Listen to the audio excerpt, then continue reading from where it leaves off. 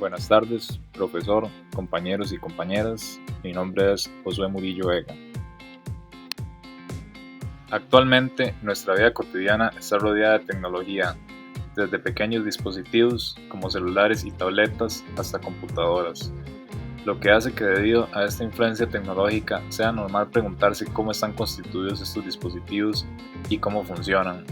Hoy veremos esos detalles con un componente de las computadoras, los procesadores, específicamente los procesadores RISC. En este video nos introduciremos en lo que corresponde al concepto de procesador en general. Veremos sobre la historia de RISC, conoceremos su filosofía, veremos algunas de sus características y hablaremos también un poco sobre su funcionamiento. Antes que nada, debemos recordar lo que es un procesador. Un procesador, o también conocido como CPU, es la unidad de procesamiento encargada de interpretar las instrucciones de un hardware, haciendo uso de distintas operaciones aritméticas y matemáticas. Básicamente, funciona como el cerebro de un ordenador. Es capaz de leer e interpretar las señales que les manda el usuario a través de los distintos componentes y aplicaciones. Ahora bien, para hablar de la historia de los procesadores RISC, hay que hablar también un poco sobre la de CISC. Y es que a finales de los años 50 y debido a la necesidad de racionalizar las líneas de productos de ordenadores de IBM, se crea un programa de investigación para realizar una familia de ordenadores que funcionase con el mismo software. Esto fue debido a que la escalada de complejidad en el desarrollo de software empezaba a ser crítica. Se veía una crisis en el campo de la programación debido principalmente a la complejidad que había para hacer un programa que funcionara en la gran variedad de procesadores que existían en ese entonces.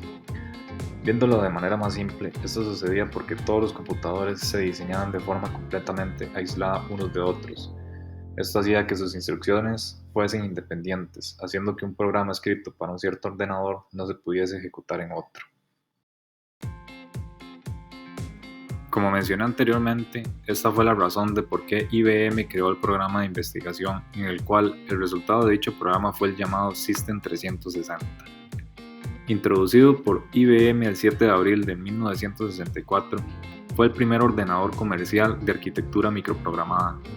Más tarde, el concepto del System 360 se convertiría en CISC. La filosofía era pasar la complejidad de la escritura del software al hardware y así facilitar la tarea de los programadores. Al tener una estructura de instrucciones básicas, el programador podía trabajar con lenguajes de programación más sencillos y más humanos, dejando la complejidad al que diseñaba el procesador. También se conseguía que, manteniendo el conjunto de instrucciones en los modelos siguientes, se mantuviera la compatibilidad del software. Es decir, ya no iba a existir la independencia de una computadora a otra.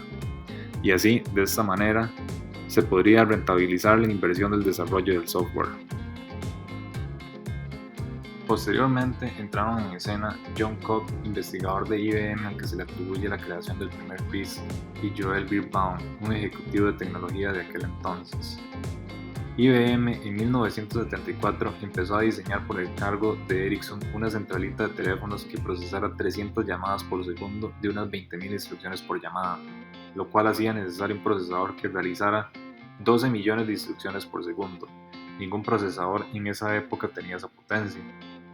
Pero los cálculos que se requerían no eran muy complejos, básicamente se necesitaba añadir y mover datos y combinar campos.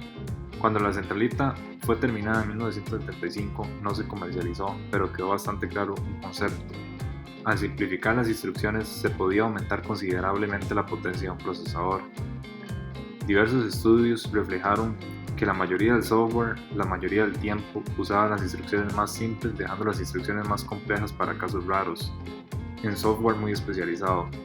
Esto abría nuevas posibilidades de desarrollo, pues el procesador no tenía por qué llevar un juego de instrucciones muy complejos, abaratando así los costes de desarrollo, diseño y producción. Gracias a esto nace así en octubre de 1975 en IBM un proyecto de investigación iniciado en el Centro Watson que daría como fruto el RISC. El primer RISC fue el procesador 801, que nunca saldría a la venta, pero un derivado suyo se utilizó como una versión single chip o de un solo chip, el ROMB. siendo la primera producción de un sistema RISC. Más tarde, en enero de 1986, IBM sacó el primer computador con arquitectura RISC, el PC-RT, el cual tenía como microprocesador el ROM. El rendimiento de la RT-PC fue relativamente bajo y como resultado tuvo poco éxito comercial en esa época. En aquel entonces, los CISC dominaban el mercado y hubieron tres factores que empezaron a marcar el inicio del mercado RISC.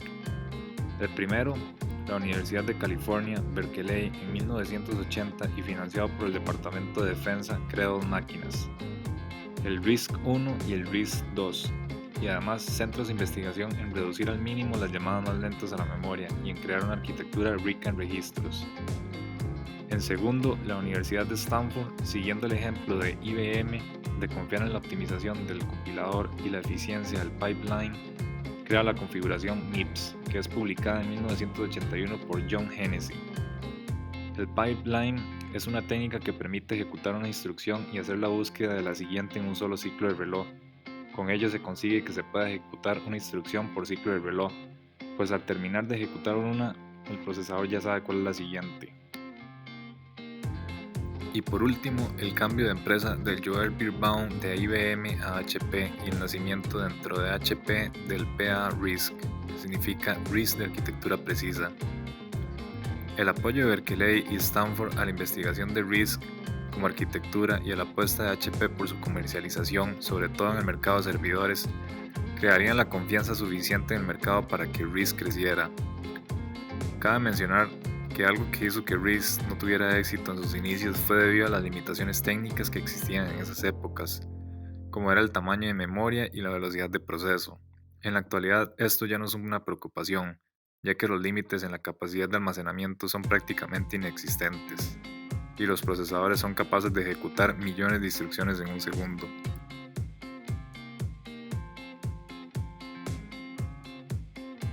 Filosofía RISC. Los procesadores RISC solo usan instrucciones sencillas que se pueden ejecutar rápidamente. Por este motivo, suelen ser arquitecturas basadas en registros de propósito general, que operan siempre sobre operandos que se encuentran almacenados en el procesador, cerca de la unidad de ejecución. La filosofía RISC se resume entonces en instrucciones de tamaño fijo y presentadas en un reducido número de formatos. Solo las instrucciones de carga y almacenamiento acceden a la memoria de datos. El objetivo de diseñar máquinas con esta arquitectura es posibilitar la segmentación y el paralelismo en la ejecución de instrucciones y reducir los accesos a memoria. Características. Manejan un modelo de conjunto de instrucciones Load Store, que significa cargar y almacenar. Solo las instrucciones Load Store son las que acceden a la memoria. Las demás operaciones en un RISC se producen en su gran conjunto de registros. Esto simplifica el direccionamiento y acorta los tiempos de los ciclos del procesador. Además, facilita la gestión de los llamados fallos de páginas en entornos de memoria virtual.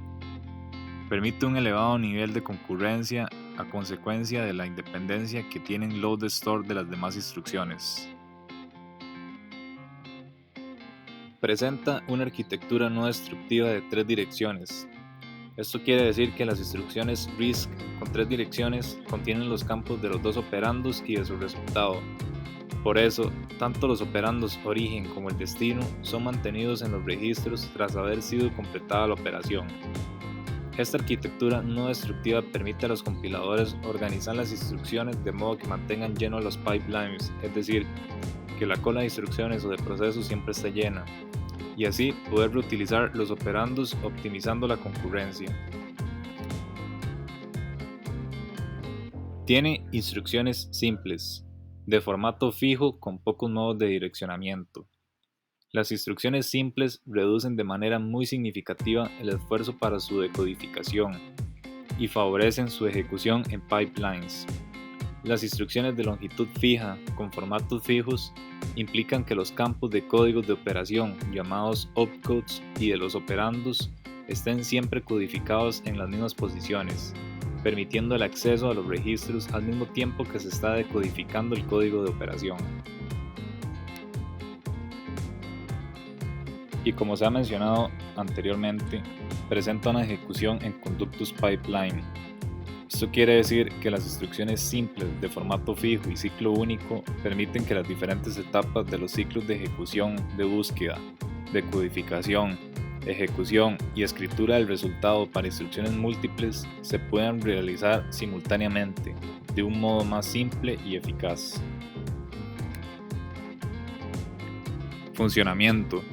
RISC busca facilitar que las instrucciones sean ejecutadas lo más rápidamente posible.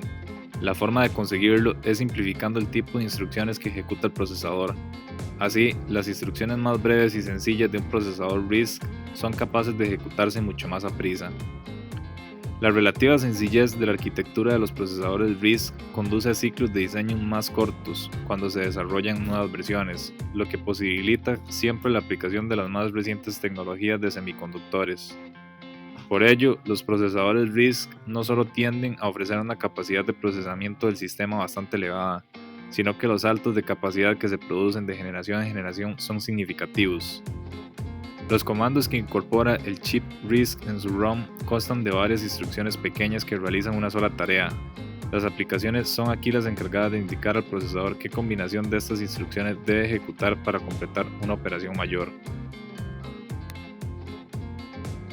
Los comandos de RISC son todos del mismo tamaño y se cargan y almacenan del mismo modo.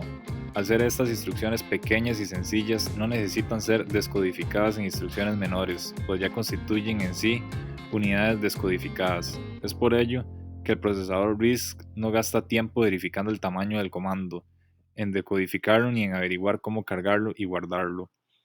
El procesador RISC puede además ejecutar hasta 10 comandos a la vez, pues el compilador del software es el que determina qué comandos son independientes y por ello es posible ejecutar varios a la vez.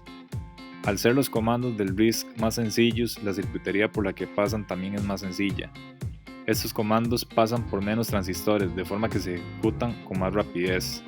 Para ejecutar una sola instrucción normalmente les basta con un ciclo de reloj. Los diseños RISC han llevado a un gran número de plataformas y arquitecturas al éxito. Algunas de ellas son la línea MIPS Technologies, que se encontraba en la mayoría de las computadoras de Silicon Graphics hasta 2016 y estuvo en las consolas ya descatalogadas como Nintendo 64, PlayStation y PlayStation 2. La serie IBM Power, utilizado principalmente por IBM en servidores y superordenadores. La versión PowerPC de Motorola e IBM utilizada en los ordenadores Amiga One, Apple Macintosh como el iMac, iMac y PowerMac, y posteriores hasta 2016. Se ha usado también en muchos sistemas empotrados en automóviles, router, así como en muchas consolas de videojuegos, como lo fue la PlayStation 3, la Xbox 360 y Wii.